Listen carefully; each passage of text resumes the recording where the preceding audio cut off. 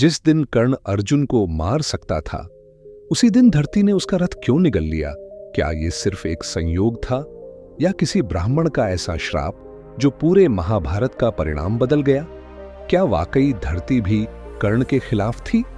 महाभारत युद्ध का 16वां दिन समाप्त हो चुका था। रथों की ध्वनि मंद पड़ गई थी, शंख और नगाड़ों का शोर थम गया था, परंतु एक हृदय अब भी धड़क रहा था, दुर्योधन का। विजय लगभग उसके चरणों में थी, पर अंतिम क्षण में हाथ से फिसल गई। कारण था कर्ण। दुर्योधन क्रोध से कांप रहा था। उसने कर्ण से तीव्र शब्दों में कहा, मैं इस धर्म क्षेत्र कुरुक्षेत्र को नहीं जानता। मैं केवल युद्ध जीतना चाहता हूं, और जब जीत तेरे हाथों में थी, तूने उसे अपने हाथों से क्यों गिरा दिया? कर्ण शांत था, पर उसकी आंखों में संध्या का रंग उतर आया था। उसने उत्तर दिया, मित्र, जब मेरा बाण अर्जुन की छाती को चीरने चला, तभी संध्या हो गई, और मैं नियमों का पालन करता हूं। मैंने वह बाण नहीं चलाया जो अर्जुन को मृत्यु दे सकता था, लेकिन युद्ध समाप्त नहीं हुआ है। कल फिर राधेय युद्ध करेगा, और वह युद्ध इतिहास सदा याद रखेगा। यह कहकर कर्ण अपने शिविर की ओर चला गया।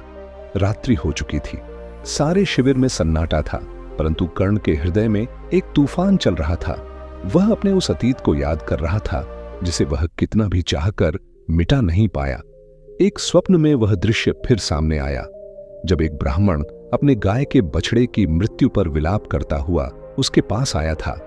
उस दिन अनजाने में कर्ण के रथ के नीचे ब्राह्मण की गाय का बछड़ा कुचल गया था। क्रोधित ब्राह्मण ने कहा, तू तो दानवीर है, क्या मेरे मृत बछड़े को जीवन दान दे सकता है? मेरी गाय अपने बछड़े के लिए रो रही है, क्या उसके आंसुओं की पीड़ा तू समझ सकता है? कर्ण ने क्षमा मांगी, पर ब्राह्मण का हृदय नहीं पिघला। उसने श्राप दे दिया, जिस रथ पर चढ़कर तू इस ब्राह्मण और उसके बछड़े से ऊंचा हो गया है, वही रथ एक दिन तुझे धोखा देगा। युद्ध के सबसे निर्णायक क्षण में भूमि तेरे रथ के पहियों को निगल जाएगी और तू असहाय होकर रह जाएगा। कर्ण उस स्वप्न में श्राप से मुक्ति की प्रार्थना करता रहा। तभी एक सैनिक आया और सूचना दी, प्रधान सेनापति को महारानी गांधारी ने बुलाया है। कर्ण गांधारी के शिविर में पहुंचा। गांधारी चुपचाप एक कोने में खड़ी थी, जैसे किसी तूफान से पहले की निस्तब्धता। कर्ण ने उन्हें प्रणाम किया। गांधारी ने कहा, मैं केवल महारानी नहीं हूं कर्ण, मैं दुर्योधन की माता भी हूं, इसलिए आज तुम्हें पुत्र कहने का अधिकार रखती हूं। कर्ण ने विनम्रता से उत्तर दिया, महारानी, आप हस्तिनापुर की राजमाता हैं। यदि मैं दुर्योधन का मित्र न भी होता, तब भी आपको मुझे पुत्र कहने का अधिकार था। गांधारी ने उसे आशीर्वाद दिया, आयुष्मान भव पुत्र। इस पर कर्ण ने एक करुण व्यंग्य किया, इस आशीर्वाद का क्या मूल्य है माता? आपने यही आशीर्वाद दुशासन को भी दिया होगा, वह आज नहीं रहा। गांधारी की आंखें भर आईं, बोली, पुत्र, मेरा दुर्योधन अब रणभूमि में अकेला पड़ गया है। वह क्रोधी है, जिद्दी है। यदि वह तुमसे कुछ कटु बोले तो उसकी बात का बुरा मत मानना, उसका साथ मत छोड़ना। कर्ण ने गांधारी की आंखों में देखते हुए कहा, माता, धूप सूर्य को त्याग सकती है, हिम हिमालय को छोड़ सकता है, पर राधे दुर्योधन को कभी नहीं छोड़ेगा।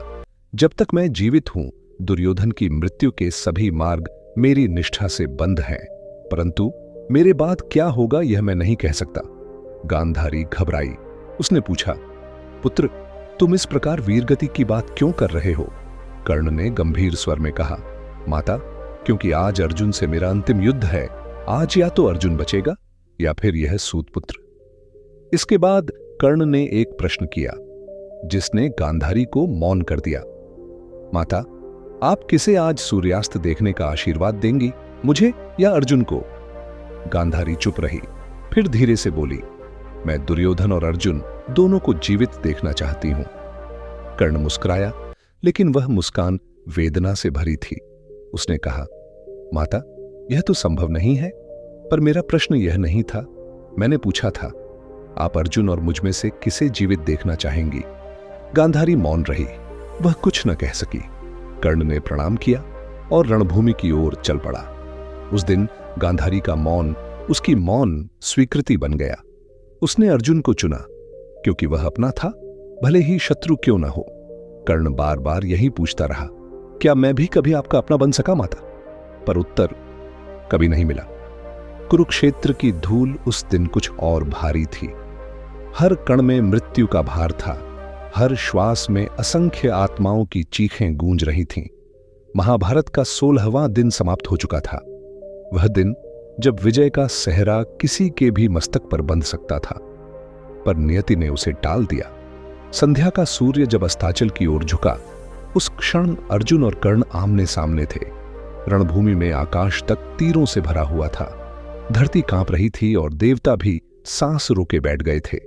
कर्ण का दिव्य बाण, वह बाण जो देवताओं से भी नहीं टलता, अर्जुन की छाती की ओर बढ़ रहा था। और तभी संध्या का शंखनाद हुआ। धर्म कहता है सूर्यास्त के बाद युद्ध नहीं होता। कर्ण ने वह बाण रोक लिया। अर्जुन का जीवन बच गया। रणभूमि शांत हुई, परंतु दुर्योधन के हृदय में तूफान उमड़ पड़ा। रात्रि का समय था। चंद्रमा भी आज भयभीत था, जैसे जानता हो कि कल की सुबह किसी का अंत लिखने वाली है। अपने शिविर में खड़े दुर्योधन के चेहरे पर तीव्र क्रोध की लपटें थीं। उसके नेत्र अंगारों की तरह ढरक रहे थे। जब कर्ण उसके पास पहुंचा, वह फट पड़ा। कर्ण, जब विजय तेरे एक बाण की दूरी पर थी, तूने उसे रोक क्यों दिया? क्यों अर्जुन को जीवन दान दिया? क्या यह रणभूमि कोई धर्म सभा है? मैं यह नहीं जानता कि धर्म क्या है, अधर्म क्या है। मैं जानता हूं केवल एक बात, इस युद्ध को जीतना है, इस कुरुक्षेत्र को जीतना है, इस सिंहासन को पाना है। कर्ण ने सिर झुका लिया। उसकी आवाज धीमी थी पर स्थिर और दृढ़। मित्र, मैं सूर्यपुत्र हूं, राधेय हूं। मेरी आत्मा मेरा शस्त्र है। जब संध्या हो गई तब मेरा धर्म मुझे अर्जुन का वध करने से रोकता है।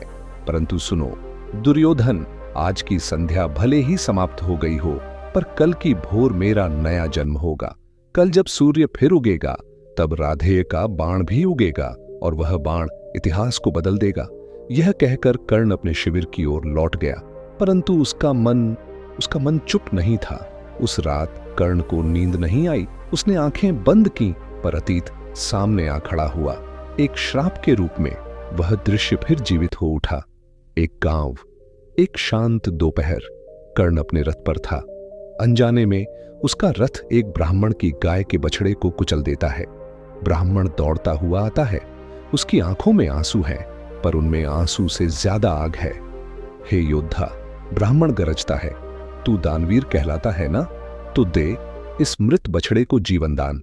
क्या तू वह दूध लौटा सकता है जो इस गाय ने अपने बच्चे के लिए संजो रखा था? क्या तू उस ममता को लौटा सकता है जो अब शव पर बिलख रही है? कर्ण अपराध बोध से कांप गया। वह ब्राह्मण के चरणों में झुक गया, क्षमा मांगता रहा। पर ब्राह्मण का हृदय अब माफी से नहीं, न्याय से संतुष्ट होना चाहता था। तू रथ पर चढ़ा हुआ है और मैं धरती पर। यही तेरे और मेरे बीच का अंतर है। पर सुन, जिस दिन तू अपने जीवन की सबसे भीषण लड़ाई लड़ेगा, उस दिन तेरा वही रथ तुझे धोखा देगा। जिस धरती को तूने मेरे बछड़े का खून दिया है, वही धरती तेरे रथ के पहिए निगल जाएगी और तू राधेय, तू असहाय होकर रणभूमि में खड़ा रह जाएगा। कर्ण का शरीर कांप गया। वह उस श्राप को अपने स्वप्नों में बार बार जीता था। आज की रात वह स्वप्न फिर लौट आया। तभी शिविर में एक सैनिक आया और सूचना दी, प्रधान सेनापति कर्ण की जय हो। महारानी गांधारी ने संदेश भेजा है। युद्ध से पहले आप उनके शिविर में उपस्थित हों। कर्ण वहां पहुंचा। गांधारी एक कोने में खड़ी थी, शांत, गंभीर, पर भीतर से टूट चुकी। कर्ण ने प्रणाम किया। गांधारी ने कहा, कर्ण, आज मैं केवल महारानी नहीं हूं, मैं उस युवक की माता हूं जो तुम्हारा सबसे प्रिय मित्र है, दुर्योधन, और इसी नाते मैं तुम्हें भी अपना पुत्र मानती हूं। कर्ण की आंखें भर आईं। वह बोला, माता, आप हस्तिनापुर की राजमाता हैं। इस धरती पर जितने पुत्र हैं वे सब आपके हैं। भले ही मैं सूतपुत्र हूं, परंतु आपका पुत्र कहलाना मेरे लिए गर्व है। गांधारी ने उसके सिर पर हाथ रखा। आयुष्मान भव पुत्र। कर्ण ने धीमे स्वर में कहा, माता, यह आशीर्वाद दुशासन को भी दिया गया होगा, पर आज वह इस धरती पर नहीं है। गांधारी का चेहरा एक क्षण को सिहर गया। उसकी आंखों से अश्रु बह निकले। कर्ण, मेरा दुर्योधन अकेला रह गया है। वह जिद्दी है, क्रोधी है। यदि वह तुमसे कुछ कटु कहे तो बुरा मत मानना, उसका साथ मत छोड़ना। कर्ण की आवाज गूंज उठी, माता, धूप सूर्य को छोड़ सकती है, हिम हिमालय को त्याग सकती है, छाया वृक्ष को छोड़ सकती है, पर राधेय कभी दुर्योधन को नहीं छोड़ेगा। जब तक मैं जीवित हूं, दुर्योधन की मृत्यु का मार्ग मैं अपनी निष्ठा से बंद कर चुका हूं। गांधारी कांप उठी, परंतु कर्ण ने एक ऐसा प्रश्न पूछ लिया जिसने समूची रात को मौन कर दिया। माता, कल मैं और अर्जुन रणभूमि में आमने सामने होंगे। आज या तो अर्जुन जीवित रहेगा या राधेय। आप किसे आशीर्वाद देंगी कि वह कल सूर्यास्त देखे? गांधारी मौन थी, वह केवल मौन थी। फिर बहुत देर बाद उनके अधरों से यह निकला, कर्ण, मैं अर्जुन और दुर्योधन दोनों को जीवित देखना चाहती हूं। कर्ण मुस्कुराया, पर वह मुस्कान आंसुओं से भीगी हुई थी। माता, उसने कहा, यही तो राधेय की त्रासदी है।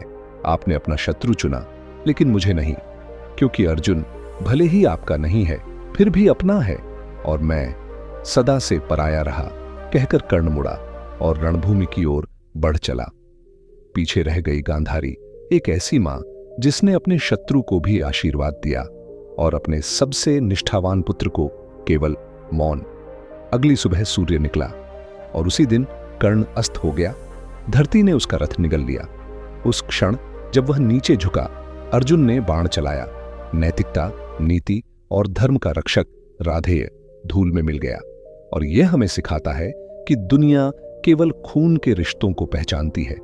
वह जो अपना है, वह चाहे कितना भी दोषी हो, फिर भी गले लगाया जाता है, और जो पराया है, वह चाहे राधेय क्यों न हो, उसे केवल मौन और मृत्यु मिलती है।